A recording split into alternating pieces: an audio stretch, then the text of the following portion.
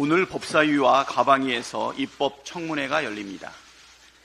법사위는 해병대원 순직 수사 외압의 실체를 규명하고 대통령의 개입 여부를 확인하기 위한 입법 청문회를, 과방위는 윤석열 정부의 방송 탄압과 언론 장악 실태에 대한 입법 청문회를 각각 엽니다.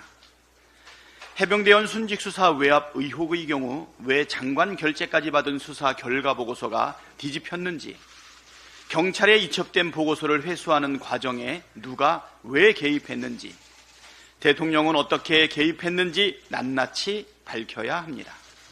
최근 언론 보도를 통해 윤석열 대통령이 직접 개입한 정황들이 속속 드러나고 있습니다. 수사 보고서를 경찰로부터 회수한 2023년 8월 2일 당일만 해도 윤석열 대통령은 이종섭 장관에게 3차례 직접 전화를 하고 임기훈 국방비서관에게 전화를 하고 신범철 국방부 차관에게 전화를 했습니다. 윤석열 대통령으로부터 전화를 받은 임기훈 국방비서관은 다시 유재훈 국방부 법무관리관에게 전화를 했고, 유재훈 법무관리관은 다시 경북경찰청 수사부장에게 전화를 걸었습니다. 윤석열 대통령이 신범철 차관에게 전화하고 약 3시간 뒤에 국방부 검찰단이 경북경찰청으로부터 수사보고서를 회수했습니다. 수사보고서 회수의 정점에 윤석열 대통령이 있다는 강력한 정황 증거입니다. 과거 특검은 왜 거부합니까? 죄를 지었으니까 거부하는 겁니다 라고 말했던 윤석열 대통령의 발언을 온 국민이 똑똑히 기억하고 있습니다. 윤석열 대통령이 왜 그렇게 길을 쓰면서 해병대원 특검법 통과를 방해하는지 잘 알 것 같습니다. 오늘 입법 청문회가 윤석열 대통령이 그토록 감추고 싶어하는 진실을 가감없이 드러내는 자리가 되기를 기대합니다. 최해병 순직 1주기가 한 달도 채 남지 않았습니다.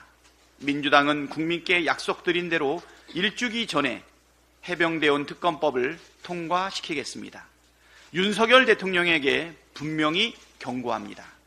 자신에 대한 수사를 방해하기 위한 거부권 행사는 포기하십시오.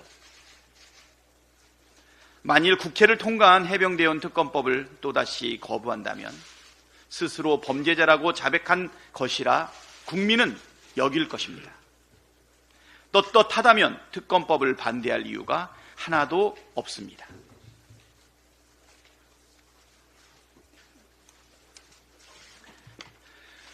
국민권익위원회가 청탁금지법에 대한 질의에 답변을 내놓았는데 가관입니다. 권익위는 영부인에게 300만 원 상당의 명품백 선물을 하려고 하는데 법에 접촉되는지 궁금하다는 내용의 질문에 청탁금지법은 공직자 등의 직무와 관련이 없는 경우에는 공직자 등 배우자의 금품수수 등 수수를 제한하지 않는다고 답변을 달았습니다.